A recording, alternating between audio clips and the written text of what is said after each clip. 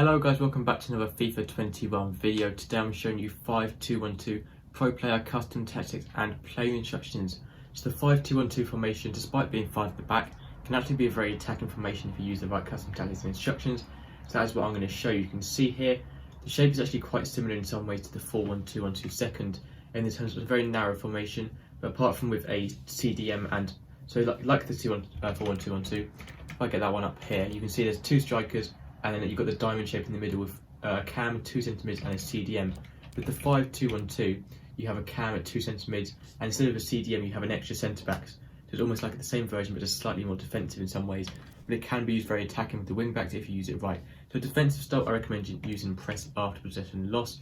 It's 5 at the back. 5 at the back is obviously more defensive by default, so you want to try and win the ball back as quickly as possible, so you're not just wasting time. You could be on the ball. Width, I recommend going with 4, just to bring in the wing backs, making it a little bit narrower, easy to defend with. Depth, you want at least 7 to get that automatic offside trap, especially this formation. That's very important. Offensive style, you do want to be using fast build up to build up play as quickly as possible, or using long ball. So you don't really want to go with balance. I do recommend long ball personally. That's what I use because it helps push players forward into the box. It pushes your strikers up, pushes your cams up, sometimes your centre mids, and also really pushes up your wing backs high up the pitch, making it easier to get long balls and through balls to them. Width, go 7 just to really push out those wing backs, making them as wide as possible. The wider they are, the more attacking they become, making it easier options out wide as well. Players in box on 6, once again overloading that box. The more players you have getting forward into the box, the more opportunities you're going to get. Corners on 3 and free kicks on 2. Player instructions, both your strikers on stay central, get in behind and stay forward. So making forward runs behind the opposition defenders in the centre of the pitch and always staying at the top of the pitch. That is on both of your strikers. For your cam, you want to stay forward as well, so helping out the strikers. Get into the box for cross to overload the box, and the rest on default.